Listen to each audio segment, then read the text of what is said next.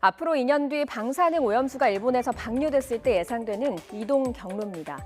해양 조건에 따라서 오염수의 확산 경로는 조금 달라질 수 있습니다만 전문가들은 일본에서 방류한 오염수는 여기에 있는 쿠로시오 해류를 지나서 북태평양 해류를 따라서 5년 아니면 미국 서부 연안에 도착하고요. 우리나라 제주에는 적어도 5년, 길게는 10년 사이에 도달할 것으로 예상하고 있습니다. 보시다시피 전 세계의 바다가 위협을 받는 거죠. 방사능 오염수는 무엇이고 왜 이렇게 위험한 걸까요?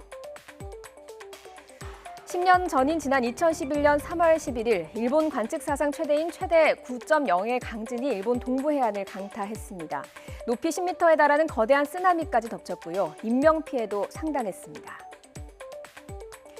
피해는 여기서 그치지 않았습니다. 후쿠시마 원전의 전기 공급이 끊기면서 원자로를 식힐 냉각장치의 가동이 멈췄고 연쇄 폭발로 이어졌습니다.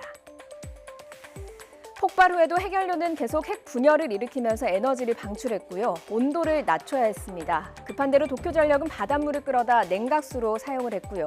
해결료와 직접 닿은 냉각수는 방사성 물질을 머금은 오염수가 된 것입니다. 일본 정부는 원전 오염수 처리 시설을 거치면 냉각수에서 방사성 물질을 대부분 제거할 수 있다고 주장하고 있습니다. 하지만 전문가들은 아무리 잘 처리해도 방사선인 베타선을 가지고 있는 삼중수소는 제거할 수 없으며 일본 정부의 말처럼 WHO의 식소 기준의 7분의 1로 희석해서 방류해도 문제가 끝난 게 아니라고 지적하고 있습니다. 소위 얘기하는 희석이라고 하는 건데요. 네. 이것을 가지고 사실 밖으로 나오게 되면 기준치보다는 당연히 떨어질 겁니다. 네. 하지만 해양에 살고 있는 생물체들의 경우에는 다양한 먹이 활동을 하지 않습니까? 그럼 이제 몸속에서 그것이 농축되는 일들이 벌어진다는 거죠. 네. 그걸 또 사람이 먹게 되는 것이고요. 이제 그런 측면에서 이게 단순하게 기준치보다 이하다라고 해도 괜찮다.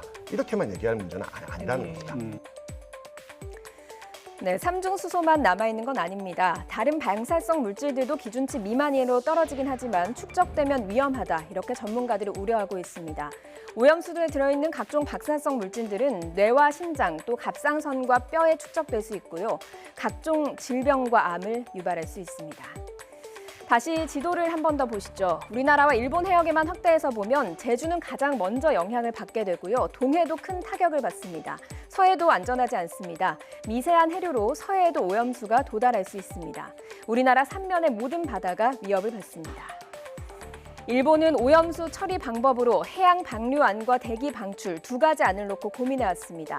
하지만 해양 방류가 조금 더 저렴한데요. 전 세계인을 위한 공익보다는 비용을 우선해서 생각한 것은 아닌지 의심되는 부분이죠.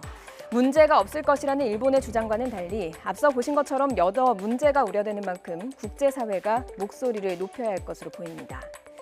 우리 정부의 대응도 분주해졌습니다.